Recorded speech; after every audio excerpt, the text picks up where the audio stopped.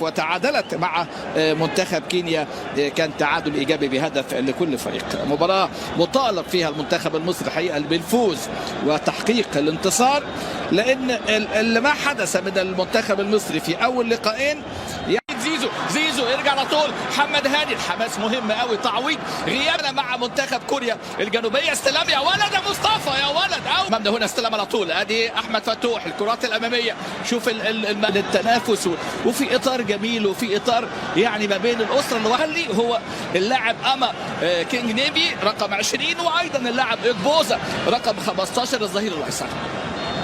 المباراه المهمه اللي الكل ملتف حول منتخب مصر النهارده في ادي مباراه المدرب عبد الله السعيد. يا ولد يا عبد الله، عاملها حلوه قوي، لكن في رايه وتسلل طاقم تحكيم بقياده الحكم لويس طبعا هاكي زيمانا حكم مباراه اليوم من رواندا، بيعاونوا كل من طبعا موتو يامانا اللي رفع الرايه، وايضا امبروزي. كره تريزيجيه في الدقيقه 12 وادي اول كره بالعرض، لكن على طول وايضا اللاعب سيرجي سيكو ايضا كورونا. الكرات العاليه امامنا هنا المنتخب المصري، تريزيجيه سريعه كره وطويله سريعه، لكن ترجع مره ثانيه عمرو السوليه منها حلوه قوي عبد الله السعيد لزيزو، لكن المره دي التغطيه الدفاعيه، كره على طول تطلع من ستيف لوسن الى خاني يعملها بالعرض. يا ولد على الاستلام، يا ولد تريزيجيه خد ركله جزاء ولا ايه؟ حكم مباراه اليوم لويس. الخروج امام جنوب افريقيا بهدف لورج كان في الدور ال 16 مع تفوق مصر على زيمبابوي وكونغو واوغندا خلال مرحله. حتى الان تعادل سلبي، لمسه على طول المره دي، ادي مصطفى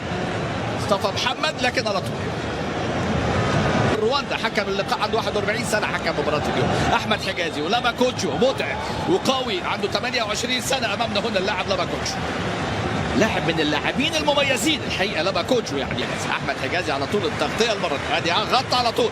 مراوح صعوبات برضو عدم وجود الجماهير هنا في استاد القاهره المرعب قوي. هي دي كراته يشيلها حلوه قوي، يا ولد الراسيه مصطفى، الكره في العارضه، كره مصطفى اول هدف محقق ضائع هنا ويجيبها مره ثانيه، لكن اتعملت حلوه قوي اول كره تتعمل ومصطفى محمد كره في العارضه بعد ما لمسها الحقيقه حارس المرمى الحارس مالكم.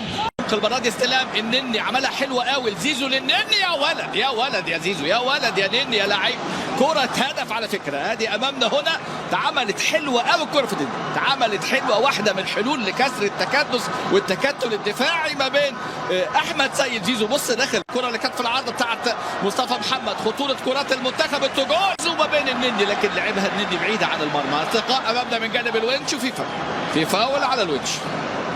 لعب مباراتين الونش، مباراة الكويت ومباراة غينيا مع المنتخب يعني، وكان ضمن قائمة المنتخب. فتوح ترجع حلوة قوي مصطفى ممكن يسدد، لكن عالت مصطفى محمد كرة القوية اللي كان ممكن يلعبها بشكل أفضل يسدد، لكن عالية. سوريا يعني مع منتخبات بخلاف الأفارقة اللي قلناهم. ركنية هنا المنتخب المصري، الكرة الملعوبة على طول، لكن تبعد مرة ثانية، ارتطمت في العارضة بعد عرضية سيسي. تدخل قوي فاول، تدخل قوي امامنا هنا وفاول من اللاعب اللي امام، ويلعب على طول كره عمرو السوليه، تصليح حلوه قوي تريزيجيه، الهدف الاول يضيع امامنا. كره حلوه، كره الحلوه تبقى حلوه نقول عليها حلوه، وهجمه حلوه وتسديده من تريزيجيه، ولكن سهله الكره في ايد حارس المرمى الحارس مالكم باركو. هذه الكرات العرضيه يشيل المره دي الونش، خطره جدا الكره اللي هي بتاعه تريزيجيه، يلم امامنا ويفكر ويتردد، حلوه قوي، يا سلام على التسليم وادي التسديده، لكن ما كملتش الكره، ما كملتش. ادي عمرو السوليه ما كملتش، الحاجات دي عمرو بتبقى في الشباك. ادي امامنا هنا عمرو السوليه سدد الكره اللي امامنا، فيها نشاط، وادي واحده ممرره حلوه قوي تريزيجيه، لكن في رايه وفي تسلل. الكرة السريعة مطلوبة، الأداء المباشر مطلوب، التحرك بدون كرة مطلوب، المساندة من الطرفين مطلوب.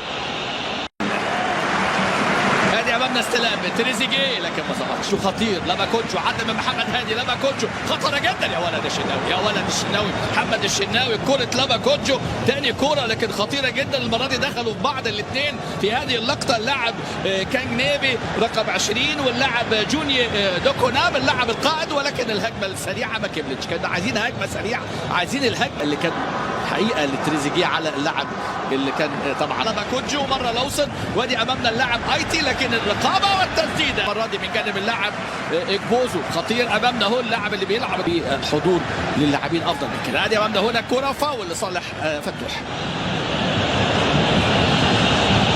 فاول لصالح. ادي امامنا فتوح الشوط الثاني والانطلاق من المنتخب المصري. عبد الله السعيد يسقط الكره العاليه في العمق المره دي، تمريره من لاعب هاني. ادي انطلاقه، وادي واسطنبول بشاك وفي قيصري. وادي امامنا هنا تريزيجيه والهدف الاول حلو قوي، ويلعب كره الى تريزيجيه اللي عدى ومصطفى ياخد فاول في مكان حلو، ياخد فاول. مصطفى اتحرك كويس حقيقه، مصطفى اتحرك بشكل مميز. وادي الرقابه الموجوده من جانب طبعا جنو لكن يترك الكره تريزيجيه.